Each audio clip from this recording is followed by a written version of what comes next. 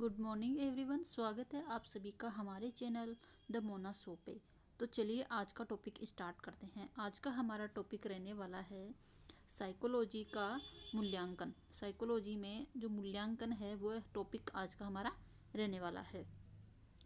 तो video start करने से पहले अगर अभी तक आपने हमारे चैनल को सब्सक्राइब नहीं किया है तो चैनल को सब्सक्राइब कर दीजिए, और अगर वीडियो पसंद आए तो वीडियो को लाइक ज़रूर करें। चलिए स्टार्ट करते हैं। मूल्यांकन, सबसे पहले देखते हैं मूल्यांकन होता क्या है। मूल्यांकन क्या होता है ये देखते हैं। सबसे पहले NCERT द्वारा प्रकाशित पुस्तक कॉन्सेप्ट ऑफ इवोल्यूशन के अनुसार मूल्यांकन एक सतत प्रक्रिया है। मूल्यांकन क्या है? एक सतत प्रक्रिया है जिससे पता चलता है कि शैक्षिक उद्देश्य कहाँ तक प्राप्त हुए हैं तथा अधिगम अनुभव कितने प्रभावशाली सिद्ध हुए हैं। जिससे मूल्यांकन से ये पता चलता है, मूल्यांकन क्या है? मूल्यांकन एक सतत प्रक्रिया है। ये किससे पता चलता है? एक पुस्तक है कॉन्सेप्ट ऑफ इवोल्यूशन, इससे पता चलता है कि मूल्यांकन क्या है? एक सतत प्रक्रिया है। जिसमें क्या पता चलता है? जिसमें ये पता चलता है कि जो शैक्षिक उद्देश्य है और जो अधिगम अनुभव है, अधिगम अनुभव मतलब सीखने का अनुभव और सिखाने का जो उद्देश्य है वो कितने प्रभावशाली सिद्ध हुए हैं। तो इन्हें क्या कहते हैं? ये किसकी परिभाषा है? ये है मूल्यांकन की डेफिनेशन। आगे चलते हैं। कोठारी आयोग, ये क्या है? मूल्यांकन निरंतर चलने वाली प्रक्रिया है। इनके अनुसार क्या है? मूल्यांकन जो है वो क्या है? एक निरंतर चलने वाली प्रक्रिया है जिसका शिक्षा क्रम में महत्वपूर्ण स्थान है तथा जो शैक्षिक उद्देश्य उससे घनिष्ठ रूप से संबंधित है। अगला देखते हैं। केजी रस्तोगी के अनुसार मूल्यांकन क्या होता है। इनके अनुसार मूल्यांकन अनवरत प्रक्रिया है। मूल्यांकन कैसी प्रक्रिया है? अनवरत प्रक्रिया है जो उद्देश्य शिक्षण एवं प्रशिक्षण किसी भी बिंदु पर समाप्त नहीं होता है। इनके अनुसार मूल्यांकन क्या है? एक अनवरत प्रक्रिया है जो कि शिक्षण एवं प्रशिक्षण का उद्देश्य है जो किसी भी बिंदु पर समाप्त नहीं होता। आगे चलते हैं। अगले वैज्ञानिक हैं E.B. वेस्ले। इनके अनुसार मूल्यांकन की परिभाषा क्या है? मूल्यांकन आत्मनिष्ठ निरीक्षण तथा वस्तुनिष्ठ प्रभाव दोनों का सम्मिश्रण है। इनके अनुसार जो मूल्यांकन है वो क्या है? आत्मनिष्ठ निरीक्षण और वस्तुनिष्ठ प्रभाव दोनों का मिश्रण है। तो ये हो गई मूल्यांकन की परिभाषा अलग अलग वैज्ञानिक के अनुसार। आगे हम देखते हैं मापन क्या होता है, मेजरमेंट क्या होता है ये देखते हैं। तो पहले वैज्ञानिक है कैंपबेल। इनके अनुसार मापन क्या है? वस्तुओं तथा घटनाओं को अंकों तथा संख्याओं में व्यक्त करना मापन कहलाता है। कैंपबेल के अनुसार मापन क्या होता है कि किसी भी वस्तु या जो घटना होती है उसको अंकों में तथा संख्याओं में व्यक्त करना क्या कहलाता है? मापन कहलाता है। अगले वैज्ञानिक देखते हैं E.B. वेस्ले। E.B. वेस्ले के अनुसार मापन की डेफिनेशन क्या होती है वो देख लेते हैं। मापन मूल्यांकन का एक भाग है। मापन क्या है? मूल्यांकन का ही एक भाग है जो अंकों, संख्याओं, मात्राओं, प्रतिशत, माध्यम तथा माध्यांक के द्वारा प्रदर्शित किया जाता है।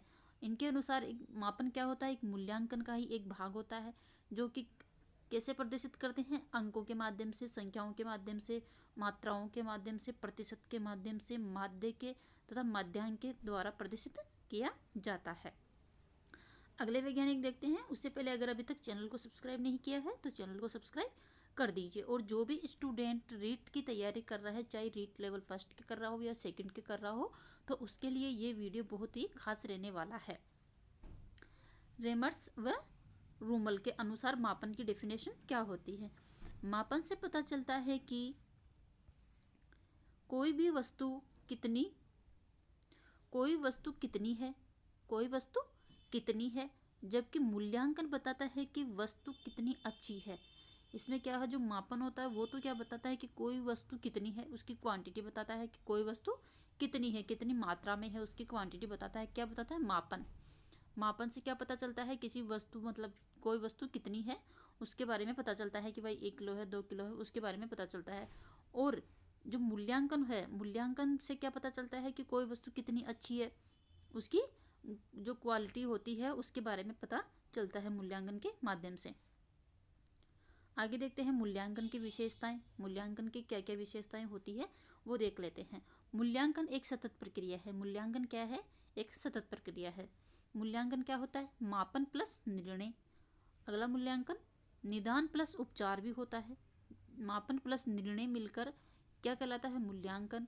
और निदान प्लस उपचार ये भी क्या होता है? मूल्यांकन होता है। तो मूल्यांकन क्या है? एक सतत प्रक्रिया है। पहली विशेषता क्या हो गई? मूल्यांकन एक सतत प्रक्रिया है। दूसरा देखते हैं, दूसरी विशेषता, मूल्यांकन एक व्यापक प्रक्रिया है। मूल्यांकन एक क्या है? व्यापक प्रक्रिया है। जैसे कि मूल्यांकन मापन प्लस मूल्य दोनों मिलाकर क्या हो गए? मूल्यांकन हो गया। तो इसे कौन सी परिभाषा क्या हो गई? ये एक व्यापक प्रक्रिया हो गई। अगला देखते हैं, मूल्यांकन संख्यात्मक प्लस गुणात्मक, ये दोनों मिलकर क्या हो गए? मूल्यांकन हो गए। मूल्यांकन में शैक्षिक तथा सह शैक्षिक दोनों पक्ष शामिल होते हैं। मूल्यांकन में क्या होता है? शैक्षिक और सह शैक्षिक दोनों पक्ष शामिल होते हैं। अगली विशेषता देखते हैं, मूल्यांकन में शैक्षिक उद्देश्य महत्वपूर्ण है। मूल्यांकन में क्या है? शैक्षिक उद्देश्य महत्वपूर्ण है। अतः मूल्यांकन उद्देश्यनिष्ठ प्रक्रिया है। मूल्यांकन क्या है? उद्देश्यनिष्ठ प्रक्रिया है। अगली विशेषता देखते हैं, मूल्यांकन शिक्षार्थी अभिस्थापित है। अगली विशेषता देख लेते हैं, मूल्यांकन सहकारी प्रक्रिया है। ये एक प्रकार की सहकारी प्रक्रिया भी है मूल्यांकन। और क्या होता है? मूल्यांकन अंतःक्रियात्मक है। मूल्यांकन क्या है? एक प्रकार का अंतःक्रियात्मक भी है। अगली विशेषता देखते हैं, मूल्यांकन निर्णयात्मक है। मूल्यांकन क्या होता है? निर्णयात्मक भी होता है। आगे चलते हैं। उससे पहले अगर अभी तक भी चैनल को सब्सक्राइब नहीं किया है तो चैनल को सब्सक्राइब कर दीजिए। और जो भी स्टूडेंट रीट लेवल की तैयारी कर रहा है, रीट की तैयारी कर रहा है, उसके लिए यह वीडियो बहुत ही इम्पोर्टेंट रहने वाला है। अगला देखते हैं, अगला पॉइंट क्या है? मूल्यांकन या आकलन के प्रकार। मूल्यांकन के प्रकार तो कितने प्रकार होते हैं? 2 प्रकार का होता है मूल्यांकन। पहला कौन सा होता है? निर्माणात्मक या रचनात्मक आकलन, फॉर्मेटिव असेसमेंट। तो पहले इसके बारे में देख लेते हैं कि निर्णयात्मक आकलन या मूल्यांकन क्या होता है। इसमें क्या होता है? शिक्षण कार्यों के दौरान छात्रों की कमजोरियों का पता लगाने अर्थात शिक्षण को प्रभावी बनाने के लिए निर्णयात्मक का आयोजन किया जाता है। निर्माणात्मक या रचनात्मक आकलन का जो आयोजन है वह क्यों किया जाता है? इसलिए किया जाता है कि जो शिक्षण कार्य होते हैं उनके दौरान जो छात्र होते हैं उनकी कमजोरियों का पता लगाने के लिए अर्थात और शिक्षण को प्रभावी बनाने के लिए, उनके शिक्षण को प्रभावी बनाने के लिए रचनात्मक आकलन का क्या किया जाता है? आयोजन किया जाता है। इसके ग्रेड या अंक रिपोर्ट कार्ड में शामिल नहीं किए जाते। इसके जो अंक आते हैं, विद्यार्थी के जो अंक आते हैं वो रिपोर्ट कार्ड में शामिल नहीं किए जाते। अगला पॉइंट देखते हैं, ये सीखने के लिए आकलन। ये आकलन क्या होता है? सीखने के लिए होता है यह आकलन। अगला देखते हैं, कक्षा कार्य, दत्त कार्य, असाइन वर्क, समूह चर्चा, प्रश्न पूछना, क्विज, वर्क बुक भरना, कार्य पत्रक आदि किसके? रचनात्मक के उदाहरण है। कार्य करना, कक्षा कार्य करना, दत्त कार्य करना, असाइन वर्क करना, समूह चर्चा करना, प्रश्न पूछना, क्विज, वर्क बुक भरना, कार्य पत्रक आदि किसके? फॉर्मेटिव असेसमेंट के उदाहरण है। तो पहला तो हो गया रचनात्मक आकलन। दूसरा इसका प्रकार है योगात्मक या समग्रात्मक आकलन। तो इसके बारे में देख लेते हैं, ये क्या होता है? एक निश्चित अवधि के बाद इस बात का पता लगाना कि शैक्षिक उद्देश्य की प्राप्ति कहाँ तक हुई है। इसमें क्या होता है कि एक निश्चित अवधि के बाद इस बात का पता लगाना होता है कि जो शैक्षिक उद्देश्य की जो प्राप्ति है वह कहाँ तक हुई है। इसके ग्रेड्स अथवा प्राप्तांक रिपोर्ट कार्ड में शामिल होते हैं। जो इसके अंक आते हैं वो किस में शामिल होते हैं? रिपोर्ट कार्ड में शामिल होते हैं। ये सीखने का आकलन है। ये भी क्या है? एक प्रकार का सीखने का आकलन है। इसमें क्या होता है? प्रथम परक, द्वितीय परक, तृतीय परक, अर्धवार्षिक, वार्षिक परीक्षाएं, अन्य आवधिक परीक्षाएं इसमें क्या होती है? शामिल होती है। जो प्रथम टेस्ट होते हैं, सेकंड टेस्ट होते हैं, द्वितीय टेस्ट होते हैं और जो अर्धवार्षिक और वार्षिक परीक्षाएं होती हैं वो कौन सा प्रकार है? योगात्मक आकलन है। आगे चलते हैं। अगला है मूल्यांकन के उपक्रम या विधियां या तरीके। तो ये पढ़ने से पहले अगर अभी तक भी चैनल को सब्सक्राइब नहीं किया है तो चैनल को सब्सक्राइब कर लीजिए। तो हम पढ़ने वाले हैं मूल्यांकन के उपक्रम या विधियां। मूल्यांकन की विधियां या तरीके कौन कौन से होते हैं। तो सबसे पहले देखते हैं जांच सूची। पहला विधि क्या है? जांच सूची। इसको क्या क्या बोल सकते हैं? सह सूची भी बोल सकते हैं और पड़ताल सूची भी इसको बोल सकते हैं। इसका प्रतिपादन किसने किया था? हॉटसॉर ने इसका प्रतिपादन किया था। किसका? जांच सूची का प्रतिपादन किसने किया था? हॉटसॉर ने इसका प्रतिपादन किया था। हॉट जांच सूची को क्या बोलते हैं? सह सूची भी बोलते हैं और पड़ताल सूची भी बोलते हैं। Check list. चेक लिस्ट बालकों के गुण, लक्षण, विशेषताओं की एक सूची होती है। ये जो जांच सूची होती है इसमें क्या होता है? जो बालक होते हैं उसके गुण, लक्षण और विशेषताओं की एक लिस्ट होती है जिसके आधार पर उनका मूल्यांकन किया जाता है। जिसके आधार पर क्या करते हैं? उनका मूल्यांकन किया जाता है। तो ये किस में आ गई? जांच सूची में आ गई। दूसरी विधि देखते हैं वर्ग कर्म मापनी या मानदंड निर्धारण या फिर स्तर माप, रेटिंग स्केल भी बोलते हैं। तो इसमें क्या होता है? इसका प्रतिपादन किसने किया था? गाल्टन व लिकर्ट ने इसका प्रतिपादन किया था। वर्ग कर्म मापनी या जो मानदंड निर्धारण होता है या स्तर माप होता है और जो रेटिंग स्केल होता है उसका प्रतिपादन किसने किया था? गाल्टन या लिकर्ट ने इसका प्रतिपादन किया था। तो इसके बारे में देख लेते हैं। रेटिंग स्केल बालकों को उनके गुण, लक्षण या विशेषताओं के आधार पर अलग अलग वर्गों में बांटती है। जो रेटिंग स्केल होता है वो जो विद्यार्थी होते हैं, स्टूडेंट होते हैं, उनको उनके गुण, लक्षण और विशेषताओं के आधार पर उन्हें अलग अलग वर्गों में बांटती है तथा इन्हें रेटिंग्स दी जाती है। अगली विधि देखते हैं समाज मिति। अगली विधि क्या है? समाज मिति। इसका प्रतिपादन किसने किया था? J.L. मेरेनो ने इसका प्रतिपादन किया था। इसमें क्या होता है?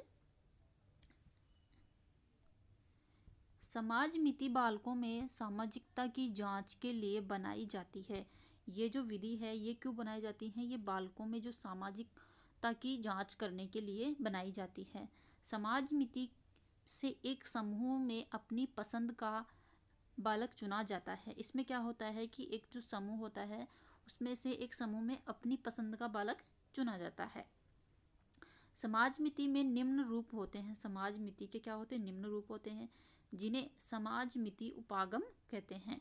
इसके अलग अलग निम्न रूप होते हैं जिन्हें क्या कहा जाता है? समाज मिति उपागम कहा जाता है। जिसमें से पहला कौन सा है? परिचायकी उपागम और दूसरा कौन सा है? नामांकन उपागम। आगे चलते हैं। उससे पहले अगर अभी तक भी चैनल को सब्सक्राइब नहीं किया है तो चैनल को सब्सक्राइब कर लीजिए। अगला देखते हैं नामांकन उपागम को विकसित करने का श्रेय एटकिंसन को दिया जाता है। जो नामांकन उपागम है उसको प्रकाशित या विकसित करने का श्रेय किसे दिया जाता है? एटकिंसन को दिया जाता है। इसमें एक समूह में किसी बालक का चुनाव अन्य बालकों की पसंद की वरीयता क्रम के आधार पर किया जाता है। इसमें क्या होता है? नामांकन उपागम में क्या होता है? एक समूह मतलब एक समूह होता है, स्टूडेंट्स का एक समूह होता है जिसमें से किसी बालक का चुनाव किया जाता है अन्य बालकों की पसंद वरीयता के क्रम के अनुसार। जो ग्रुप होता है, स्टूडेंट का जो ग्रुप होता है उनमें उन बालकों के द्वारा एक ऐसे स्टूडेंट का चुनाव किया जाता है उनकी पसंद के अनुसार। एक स्टूडेंट का चुनाव किया जाता है वो किसके अंतर्गत आता है? नामांकन उपागम के अंतर्गत आता है।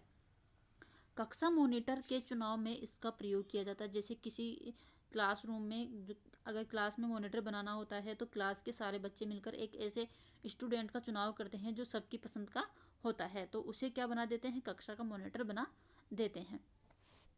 अगला देखते हैं परख परीक्षण, उपलब्धि परीक्षण और निष्पत्ति परीक्षण। इसमें क्या होता है? फ्रीमैन एक साइंटिस्ट है।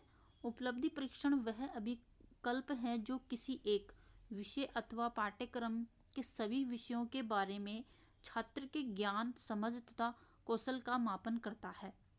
फ्रीमैन के अनुसार क्या है? जो उपलब्धि परीक्षण है वह क्या है? एक अभिकल्प है जो किसी एक विषय अथवा पाठ्यक्रम के सभी विषयों के बारे में छात्र के ज्ञान, समझ तथा कौशल का मापन करता है, उसे क्या कहते हैं? परख या परीक्षण कहते हैं। डगलस व हॉलैंड उपलब्धि परीक्षण के दो प्रकार होते हैं। डगलस व हॉलैंड उपलब्धि परीक्षण के दो प्रकार होते हैं। पहला मानक परख, प्रमाणीकृत या प्रमापित परख। दूसरा प्रमापित परख या अध्यापक निर्मित परख। आगे चलते हैं। आदर्श उपलब्धि परीक्षण की विशेषताएं। आदर्श उपलब्धि परीक्षण की विशेषताएं। पहला देखते हैं वस्तुनिष्ठता, ऑब्जेक्टिविटी। एक प्रश्न का निश्चित उत्तर हो अथवा परीक्षक बदल जाए फिर भी परिणाम नहीं वही रहे, उसे वस्तुनिष्ठता कहते हैं। क्या होता है वस्तुनिष्ठता? जो ऑब्जेक्टिव क्वेश्चन आते हैं उनके ऑप्शन दिए होते हैं, उन्हें क्या बोलते हैं? वस्तुनिष्ठता बोलते हैं। मतलब एक प्रश्न होता है और उनका एक ही जवाब होता है। अगला देखते हैं विश्वसनीयता। अलग अलग समय पर किए गए परीक्षण समान परिणाम दे अथवा जांच या पुनः जांच के परिणामों को स्थायित्व। विश्वसनीयता क्या होता है? अलग अलग समय पर किए गए परीक्षण समान परिणाम दे अथवा जांच या पुनः टेस्ट या रीटेस्ट करने पर जो परिणाम होते हैं वो क्या रहते हैं? स्थायी रहते हैं, कंसिस्टेंसी रहती है उनमें, तो उसे क्या बोलते हैं? विश्वसनीयता होती है। अगली विशेषता क्या होती है? एक आदर्श मूल्यांकन की वैधता, वैलिडिटी क्या हो सकती है उसकी? जिस उद्देश्य के लिए परीक्षण का निर्माण किया जाता है उसका पूरा होना वैधता कहलाती है। अगला है व्यापकता, ओवरलैपिंग। संपूर्ण पाठ्यक्रम में से प्रश्न पत्र का निर्माण करना। संपूर्ण पाठ्यक्रम में से क्या करना? प्रश्न पत्र का क्या करना? निर्माण करना। जहाँ वस्तुनिष्ठता अधिक होती है वहाँ वैधता, विश्वसनीयता, व्यापकता भी अधिक होती है। तो चलिए दोस्तों, आज के वीडियो में इतना ही। मिलते हैं नेक्स्ट वीडियो में नेक्स्ट टॉपिक के साथ। अगर वीडियो पसंद आए तो वीडियो को लाइक ज़रूर करें एंड सब्सक्राइब, और अगर कोई भी डाउट हो तो कमेंट सेक्शन में कमेंट ज़रूर करें। मिलते हैं नेक्स्ट वीडियो में नेक्स्ट टॉपिक के साथ। तब तक के लिए धन्यवाद।